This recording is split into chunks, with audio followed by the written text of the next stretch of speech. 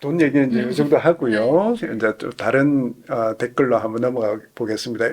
과실, 파탄 뭐 이런 단어가 나오네요. 자, 의료 과실과 가정 파탄.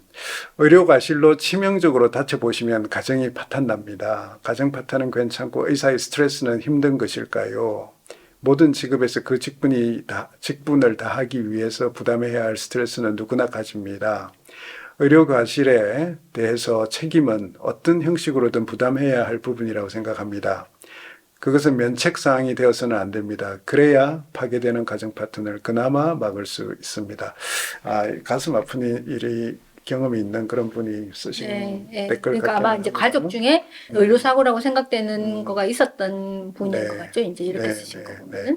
당연하죠. 근데 그 사고가 이 의료진의 명백한 과실에 의해서 일어났던 아니면 또 어쩔 수 없는 불가항력적인 상황에 의해서 생겼던 자기가 치료한 환자의 치료 결과가 악결과가 나오면 우울감이라든지 그런 어떤 가슴 아픈 그런 심정은 그 관여된 모든 의료진들이 다 가지는 거죠. 사실 의사가 제일 스트레스 받고 제일 그렇죠. 힘들죠. 자기가 보던 환자가 너무 이제 그러니까 너무 갑작스럽게 예기치 않게 그렇게 사망을 그러니까 아주 고위험의 그런 시술이나 수술을 할 때 이제 우리가 예상을 할 수 있거든요. 결과가 어떤지. 그래서 이분은 이제 부작용이나 상황이 안 좋을 것 같다. 그런 아웃컴이 나쁠 거라고 가능성이 많다라고 예상이 되고 물론 다 설명하고 해도 그 결과가 안 좋으면 시술자나 수술자 입장에서는 굉장히 가슴 아프거든요. 그래서 그 스트레스를 당연히 의사들도 가지죠. 근데 아마 이제 이런 부분에 대해서 그런 어떤 부담을 경감해 달라는 그런 이제 요구가 이제 나오니까 그걸 아마 특혜라고 생각을 하시는 것 그 같아요. 부분을 말씀하신 것 같습니다. 이제 그 부분 조금 네. 더 좀 드라이하게 한번 설명을 해주시죠. 근데 여기에서 이제 제가 드리고 싶은 질문은 여기에서 뭐 그분이 이제 뭐라고 쓰셨느냐면은 직분을 다해야 된다라고 했는데요. 그러면 의사의 직무는 의사로서 어떤 의료 행위를 했을 때의 책무는 어떤 종류의 책무를 가지고 있을까? 뒤에 다시 말씀드릴게요. 그러면 또 만약 의사를 잡아 넣으면 가정 파탄이 치유가 되나요? 의사를 잡아 넣는다고 해서 이게 해결이 되는 것인가? 이제 이런 거를 생각해 볼 필요가 있다고. 정당한 의료 행위가 그 악결과가 안 좋을 때 이게 형사 책임까지 져야 하느냐. 이제 그런 부분 말씀하시는 거죠. 설명을 좀 해드리면요. 그게 지금 가장 문제죠. 이 부분이 지금. 그래서 이제 이게 보상이라는 개념과 배상이라는 개념이 있는데요. 보상은 이제 과실이 없는데 불가항력적인 상황이 발생했을 때, 아니면 과실이 있지만은 그것이 경미해서 환자의 사망이나 어떤 그 중증 결과에 별 상관이 없는 경우, 이제 그런 경우에 해당되는 게 보상이고요. 배상은 잘못해서 거기에 대해서 손해를 배상하는 거예요. 그래서 이건 잘못이 없을 때, 이건 잘못이 있을 때, 이제 크게 두 가지로 나누어지는데, 일단 이제 보상은 있을 수가 있을 것 같아요. 어느 정도, 뭐 병원에서 사망했다고 해서 다 보상금을 주는 거는 아니지만은, 어떤 요건을 갖추었을 때 이게 이제 그 보상에 해당되는 상황이 있겠죠. 근데 이거를 지금 우리는 보상부터 의사가 물어내야 되거든요. 의사가 내야 되거든요. 그리고 불가항력적이고 하나도 잘못하지 않았는데도 분만 사고일 때, 특히 분만 사고일 때 의사가 하나도 잘못이 없어도 30%인가를 내야지 돼요. 그러니까 이건 사실 잘못된 거죠. 왜냐하면 의사가 의도적으로 그렇게 한 것이 아닌데 과실이 없는데 근데 아무튼 그래도 그 피해를 받은 사람은 슬프기 때문에 그거에 대한 약간 그 위로의 측면에서 이제 보상을 할 수는 있는데 이걸 하는 방법이 첫 번째 건강보험 재정으로 하는 거고요. 두 번째 최저임금에 준해서 하는 거예요. 근데 건강보험 재정으로 한다고 했을 때 국민들이 생각하기를 아니 건강보험 재정은 우리가 낸 보험료는 치료받으려고 한 건데 왜 그거를 보상금에다가 쓰냐. 근데 이거는 이제 공급자를 보호하기 위해서예요. 만약 이게 공급자가 특별히 잘못이 없는 불가항력적인 거이거나 아주 경미한 과실인데 만약 보상금을 직접 공급자가 보상을 하라라고 하면은 그러면은 이제 일단 그 의사도 되게 슬프고 스트레스 이제 부담이 되는데 그러니까 심리적인 부담이죠. 그렇죠. 그런 행위를 내가 산부인과 의사다 분만을 받는데 난 하나도 잘못한 게 없는데 애가 그냥 났는데 사망을 했다라든지, 뭐 산모가 사망을 했다라든지, 이러면 의사도 굉장히 이제 스트레스를 많이 받거든요. 그럼요.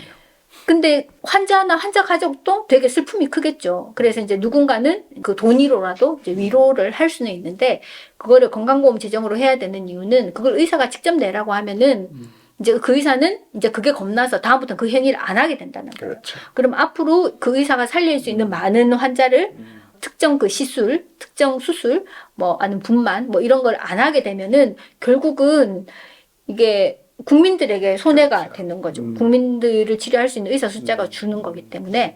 그리고 지금도 그 건강보험 수가에 그 위험 부담에 대한 거가 아주 조금 녹아 있어요. 네. 뭐 몇백 원 정도 이렇게 놓여 있는데, 이거를 그 건강보험 수가에 담아가지고 이제 의사는 의료기관에 줄 게 아니라 그걸 가지고 주지 말고 건강보험이 가지고 있으라는 거죠. 그게 그 한 행위당 뭐 500원이어도 우리가 1년에 이 우리나라 전체에서 얼마나 많은 행위를 해요? 근데 그 500원씩만 모아도 이게 굉장히 큰 돈이 된다는 거죠. 그걸 가지고 건강보험 재정으로 보상을 하는 거예요. 근데 그 보상의 기준은 최저임금이에요. 이거 우리나라 국민들이 모르는데 건강보험이 공공의료라고 그랬잖아요. 그리고 건강보험을 이용하는 데 있어서 환자가 돈을 100% 냈나요? 아니거든요. 본인 부담금 조금밖에 안 냈잖아요. 그렇기 때문에 내가 이 의료 서비스를 이용한 것 자체가 페이버예요. 네. 다른 사람 돈으로 내가 의료 서비스를 네. 받은 거잖아요. 그렇기 때문에 거기에서 나쁜 결과가 생겼다고 했을 때 그걸 자기가 원하는 대로 보상금을 달라? 이거는 심각한 거예요. 도덕적 모럴 해자드예요. 네. 그러니까 예를 들어서 내가 다 내 돈을 내고 치료를 했는데 잘못을 했다. 그럼 의사가 책임져야지. 네. 근데 남의 돈으로 치료를 했는데 의사가 잘못한 게 아닌데 나쁜 결과가 나왔을 때 이거를 내가 원하는 만큼 보상을 해라. 그 부분은 상당히 좀 복잡한 얘기일 수는 있는데요. 네. 지금 이제 문제가 바이탈과에서 소위 말하는 진료의 위험이 높은 그런 과들 지금 문제가 되고 있잖아요. 응급의학과라든지 외과, 뭐 특히 흉부외과 이런 쪽의 수술이 이제 결과가 굉장히 안 좋은 경우들이 있을 수밖에 없는 그런 상황이고 이런데 그동안 열심히 자기는 치료를 했는데 결과가 안 좋다는 이유만 가지고 본인이 직접 부담을 하든지 뭐 그런데 그 소송의 과정들이 굉장히 길고 이러다 보니까 거기에 엄청난 에너지를 뺏기기도 그렇죠. 하고 근데 결과가 결국은 이제 과실이 밝혀지지도 않았음에도 불구하고 너도 의사니까 더 원래. 어느 정도 위로금에 해당되는 보상을 좀 하는 게 좋겠다는 판결이 나는 경우들이 많다고 그러지 않습니까? 근데 그거는 의료진 입장에서는 굉장히 물론 결과가 안 좋아서 그 가족들이 상심하고 이런 부분들은 이해를 하죠. 이해를 하지만 그거랑 또 우리 정당한 의료행위의 결과가 나빴다는 이유만으로 그런 결과가 오는 것 때문에 굉장한 그 범죄적으로 상실과 보상을 하는 건 잘못된 거죠. 그렇죠. 이제 그런 것들이 있기 때문에 그걸 지금 말씀하신 대로 건강보험의 기준에 해당되는 그런 진료를 하다가 그런 일이 생겼다 그러면 정말 아이디어를 거는 선생님이 지금 말씀하신 보험 재정으로 그렇게 해야 되고 우리나라도 그렇게 가는 게 그렇게 진짜 가야지 좋을 된다는 것 같습니다. 거죠. 근데 이제 그 다음에 명백하게 이거는 누가 문제가 봐도 있을 때. 예. 문제가 명백하게 있다. 예. 그런 경우에는 손해배상을 해야죠. 그렇죠. 근데 손해배상을 해야 되는데 그냥 배상을 하고 끝나는 문제가 아니라 환자 보호자와 의사가 직접 이렇게 페이스 투 페이스로 하면서 서로 막 감정이 격해지잖아요. 네. 그러면은 그 의사는 그 남은 앞으로의 그 의사로서의 인생을 유지하는 거가 굉장히 어려워요. 그래서 다른 나라에서 어떻게 하느냐? 일단 대신 지급을 해요. 왜냐하면 손해배상이 뭐 10억씩 이렇게 나오잖아요. 네. 의사가 뭐 저 같은 의사는 10억 없거든요. 그러니까 어떻게 10억 현찰로 그냥 딱 줘요. 그런 돈은 없거든요. 일개 의사는. 그러니까 일단 건강보험 재정으로 대신 지급을 하고 그 의사에게 구상권을 청구해서 너가 앞으로 일해서 갚아라라든지 뭐 주식을 팔아서 갚든지 집을 팔아서 갚든지 이 시간을 좀 주는 거예요. 그렇죠. 네. 그러니까 당장 피해를 받은 사고의 그 피해 당사자한테 에게는 배상을 돈을, 하고. 바로 하고 네. 그러니까 굉장히 아이디어를 보입니다. 이게 정상이에요, 이게 정상인데, 우리는 이제 그런 게 없죠. 그리고 그 필수 의료 정책 패키지에 아까 선생님이 말씀하신 것처럼 그 책임보험에 이제 의무 가입을 하고 이제 그걸로 해라라는 네. 건데, 그거는 사실 어떻게 보면 미국식일 수도 있어요. 네. 크게 두 가지가 문제인데요. 지금도 그런 그 의료 배상 공제보험 이런 게 의협이 운영하는 게 있는데 네. 그게 이제 전국의 의사들 중에 한 20% 정도가 가입했다고 해요. 근데 내과계는 연간 보험료가 120만 원 정도래요. 근데 외과계는 1,200만 원 정도래요. 그럼 벌써 이게 소득이 거의 같은데 예를 들어서 이제 월급장애 의사라고 생각을 했을 때 소득이 거의 같은데 누구는 보험료를 120만 원 내면 되는데 누구는 1,200만 원을 내야 되면 가처분 소득이 그만큼 차이가 나는 거잖아요. 그럼 이걸 하겠냐고. 그래. 그게 방법이 아니고 네. 또 두 번째 이유는 그 방식은 미국식이에요. 예. 그러니까 이제 의료 사고가 많고 소송이 많고 그거를 이제 그 보험으로 커버를 해주되 그 의사가 보험료를 많이 내는 만큼 그 의사는 수가에 녹일 수가 있는 그래. 거예요. 그러니까 그게 가능하고 문제는 미국은 이게 공공의료가 아니잖아요. 거기 어차피 민간 의료예요. 그러니까 의사들이 개별적으로 보험을 들어서 그걸로 해결을 하는 건데 우리나라 건강보험은 공공의료란 말이에요. 의료보장의료예요. 그러니까 국가가 해야 되는데 이거를 의사랑 계약을 해가지고 의사의 손을 빌어서 하는 거예요. 그러면 어떤 문제가 생겼을 때 일단 의사의 퀄리티를 유지하는 것부터가 국가의 의무예요. 그리고 이제 사고가 안 나게 좋은 안전한 의료 환경을 만들어주는 것도 국가의 의무거든요.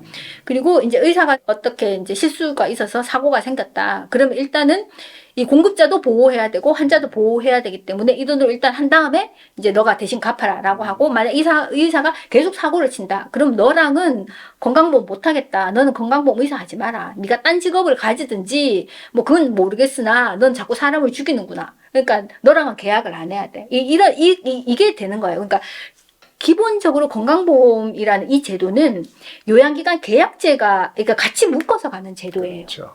근데 우리는 그게 아니고 당연지정제를 하고 있잖아요. 그리고 국가가 이 의사의 퀄리티에 별 관심이 없어요. 의사의 퀄리티에 돈을 안 써요. 그러니까 지금 당장 이렇게 2,000명을 한꺼번에 늘려가지고 이 퀄리티가 어떻게 돼요? 아니 F 학점을 받아도 이게 유급을 안 시킨다니 뭐 그렇긴 한데 그러니까 이게 우리나라 보건복지부는 의사의 퀄리티에 관심이 없다는 거예요.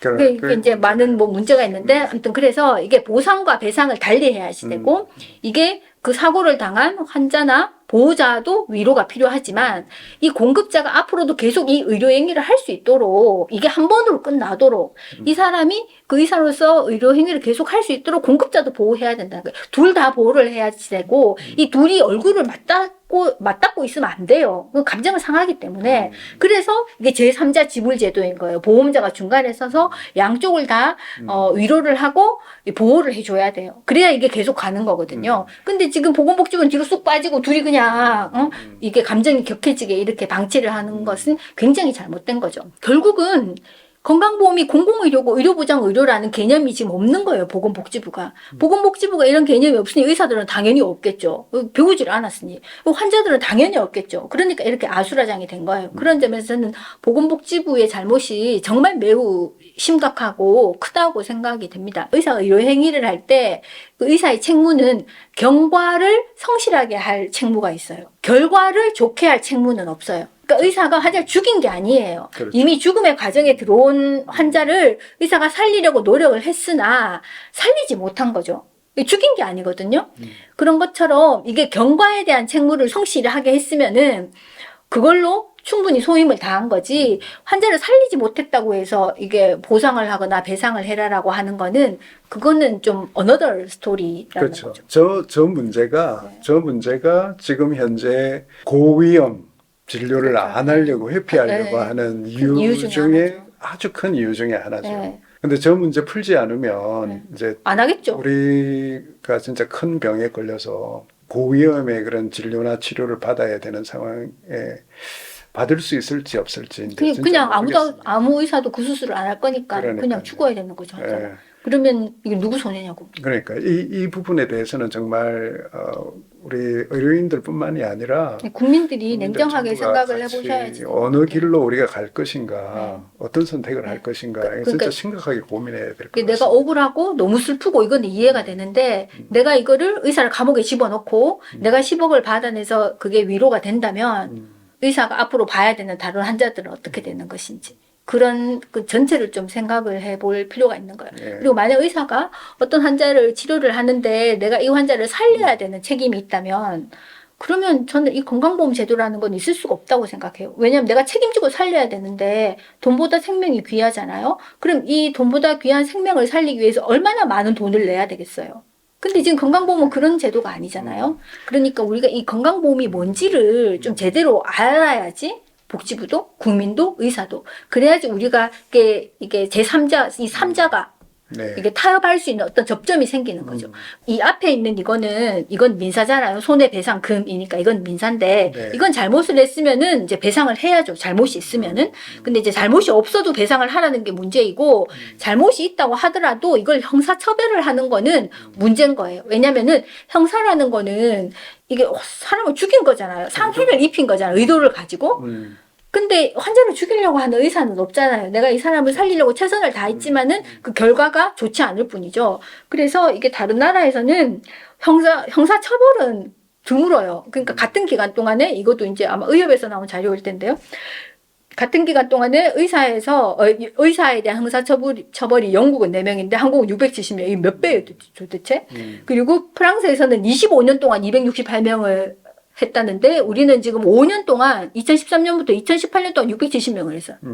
25년 동안 268명을 형사처벌했는데 5년 동안 670명을. 그러니까 이건 아니다는 거죠. 이건. 제가 얘기 들어보니까 저런 영미권이나 저 유럽 그러니까 대륙권 그 다 과거에 똑같은 우리와 같은 고민이 있었다고 그럽니다. 근데 의사들을 형사처벌하는 것이 답이 아니라는 결국, 거를 예. 알았나 보죠. 저기는. 그 환자들한테 좋을 게 없는 거죠. 그렇죠. 예. 네. 그러니까 그런 과정들을 겪고 지금 이제 이렇게 온 건데 우리는 이제 그 과정에 대한 고민이 이제 막 시작된 거 아닐까 생각하는데 지금 그동안 너무 방치되어 왔고 보건복지부 의사들이 알아서 해라, 병원이 네. 알아서 해라 지금 이렇게. 그럼 이건 된 공공의료가 아니지. 이거 의료보장 제도라니까. 그래. 국가의 책무라니까. 국가의 책무. 네. 근데 국가는 아무것도 안 하고 있다가 이거는 정말 아주 심각한 정책 실패입니다. 정책 실패. 그래서 이걸 이제 지적하고 싶고요. 그리고 이제 민사소송을 하더라도 네. 내가 별로 돈 안 내고 치료를 받은 건데 그거에 대한 악결과가 있다고 해서 10억, 12억, 8억, 17억 이렇게 하면 이건 너무 과하다는 거죠. 이제 산부인과 같은 경우에 10억을 배상하려면 분만을 지금보다 하는 것보다 400배를 더 해야 되는데 산모도 줄고 애도 줄고 400배나 더 분만을 하고 싶으나 분만을 할 산모도 없고 애도 없어요. 그러니까 이게 배상 자체가 불가능한 거죠. 그러면 감옥에 갈 수밖에 없는 거예요. 이건 좀 아니다는 거죠. 그래서 몇 달 전에 우리나라에서 제일 큰 그 분만 전문 병원 마지막으로 문 닫았다고 그러더라고요. 이 얘기 그런 거랑 상관이 되죠. 그리고 그래서 산부인과 의사 자살률이 되게 많아요. 그러니까 OECD 국가 중에서 우리가 지금 OECD 평균을 향해서 가고 있는데 우리가 OECD 1등 하는 게 있어요. 자살률이에요. 근데 산부인과 의사의 자살률은 우리나라 평균 자살률의 17배나. 이건 좀 너무하지 않나요? 이건 문제다는 거죠. 우리나라가 OECD 1등의 자살률을 자랑하고 있는데 이것도 문제인데 산부인과 의사는 그 OECD 1등보다 17배나 더 많이 자살을 한다는 거예요. 그리고 실제로 최근에도 뭐 이런 식으로 이제 기사가 나요. 스스로 생을 마감하는 산부인과 의사들 콕 찍어서 산부인과. 그러니까 이게 가족을 잃은 슬픔을 위로를 해줘야 되지만은 이거를 감옥에 잡아놓고 10억씩이나 때리는 게 이게 답은 아니다. 결국은 공급자를 이런 식으로 핍박을 하게 되면 그거는 환자에게 국민에게 피해가 간다. 이제 이런 거를 좀 국민들이 알아주시면 좋겠습니다. 그리고 이건 좀 다른 이야기인데요. 그 댓글 중에 이런 게 있으면 한번 읽어보실래요? 의료비 원가도 안 주어 적자로 허덕이게 만드는 차관 말만 듣고 의료개혁한다니 이 사단이 벌어진 것이지. 산부인과가 전국에서 사라지고 산부인과 의사들 자살한 의사분들 영혼이 무섭지 않느냐. 박 XX야. 그 박민수 차관이 과장이던 시절에 2013년, 2014년 이랬을 때 포괄수가제라는 거를 도입을 합니다. 포괄수가제를 도입하는데 산부인과가 2개 이제 자궁 수술이랑 분만이 포괄수가제에 들어가요.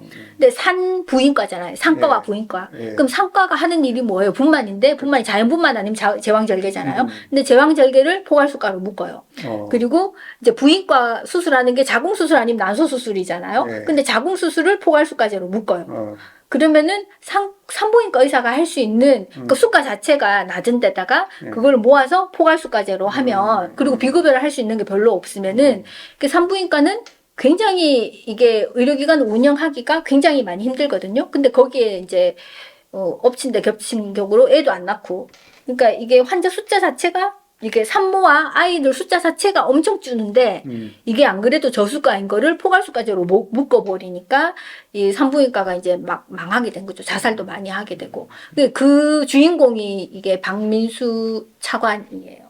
그래서 이게 산부인과 선생님들은 이 박민수 차관에 대해서 굉장히 안 좋은 감정을 가지고 있어요. 전국에 있는 모든 의사들한테 다 욕을 먹고 있으니까 네, 저분 네. 굉장히 오래 사실 것 같은데요. 네, 근데 이제 저분은 뭐 신념이 있으니까 저렇게 하겠죠. 근데 이 사람이 이게 완벽할 수 없듯이 내가 아무리 이제 올바른 거라고 생각을 하더라도 이거를 주변에도 들어보고 자료도 찾아보고 이제 이렇게 해야 되는데 너무 편향된 어떤 확실한 이념을 가지고 있으면 본의 아니게 다치게 할 수 있는 거죠. 대표적인 인물이 뭐 모택동, 뭐 스탈린 뭐 이런 사람들이잖아요. 잘못된 이념. 네. 모르겠습니다. 그래서 이제 이게 의사들은 저는 이제 이번 사태가 생기기 전에는 몰랐는데 산부인과 선생님들은 저 이름을 알더라고요. 어느 날 뭐 갑자기 나온 얘기가 아니었군요. 네. 예, 알겠습니다. 근데 오늘 원래 준비했던 거 아직 반도 못 했는데 그런가요? 시간이 38분이네. 네. 네, 38번 슬라이드까지 했는데. 예, 시간이 많이 지나서 오늘 요정도에서 마무리를 네. 좀 해야 될 것 같습니다. 실손보험 얘기도 하고 그리고 지금 왜 의사들한테 과도한 그런 법적 의무를 책임을 묻는 게 왜 문제인지 하는 이런 얘기까지 답변을 드리는 걸로 이렇게 오늘 시간을 한번 마무리를 해볼까 합니다. 예, 이현애 선생님, 네. 예, 오늘도 네. 네. 오늘도 또 열변을 하셨습니다. 네, 별로 열변을 토하지 않으려고 노력을 나름 많이 했는데 어떻게 됐는지 모르겠네요. 네. 들으시는 분들은 어떠셨는지. 도움이 좀 됐으면 하는 그런 바람입니다. 이상 마무리하겠습니다. 감사합니다. 네, 수고하셨습니다.